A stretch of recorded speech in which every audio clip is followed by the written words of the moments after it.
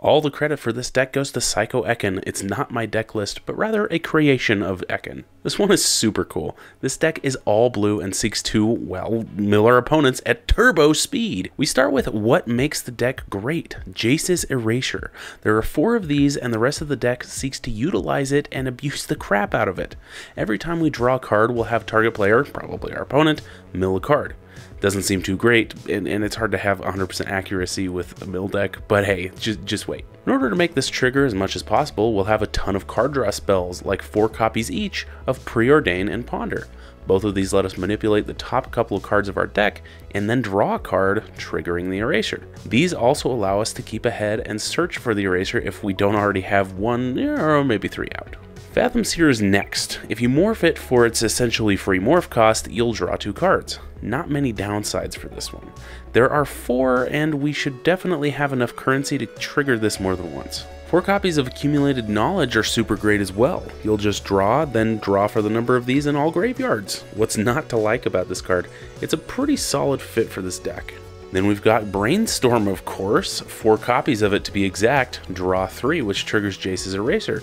We'll put 2 cards back on top, but hey, that doesn't really matter much when you're forcing the opponent to mill 3. Now, what are we going to do with all the cards in hand? Glad you asked. 4 copies of Whirlpool Rider let us dump our hand back into our library and then draw that many cards. The mana costs in this deck are so low that we'll be drawing a bunch and then casting this guy, then drawing that many again. Man, it's so fun. The rest of this deck is built to just support these cards. 2 counterspells and 2 foils are great for just about anything, and again, we'll have enough cards in hand probably to never pay foils cost. Then there's 3 spell pierces for even more counter magic. And of course 3 muddled mixtures for the counterspell as well. Oh wait, it can do that, but let's be honest, we're gonna transmute this thing to search for Jace's Erasure or Whirlpool Rider, more than likely. Say that 5 times fast. Whirlpool Rider, Whirlpool Rider, Whirlpool Rider, Whirlpool Rider. I can't do it.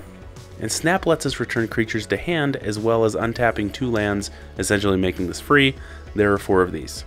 And then there are 15 islands, 2 Halimar Depths, and 1 Lonely Sandbar for our lands. Halimar Depths is of course great for the deck manipulation part, which just makes me happy. Moving over to the sideboard, there are 3 Blue Elemental Blasts for the cheaper red deck alternative, 3 Tormod's Crypts for that yard removal, 2 Echoing Truths, and 2 Hoodwinks to return more things to their owner's hands. Can be used on either ourselves or the opponent, whichever helps at the moment. Same with the 3 copies of Curfew, forcing everyone to return a creature to hand, which helps with the Whirlpool Rider ETB. And finally, 2 Fadeaways, just to generally get rid of pesky creatures. It's a great card. Anyway, this is such a cool concept. Thank you, Ekan, for sharing this. I really appreciate it. Thanks to all of you and my Patreon supporters especially. They're just so incredible and amazing. I love them. Make sure you support the channel as well by purchasing all your Pauper cards through the TCGplayer affiliate link below. And I'll catch you next week for your weekly dose of magic.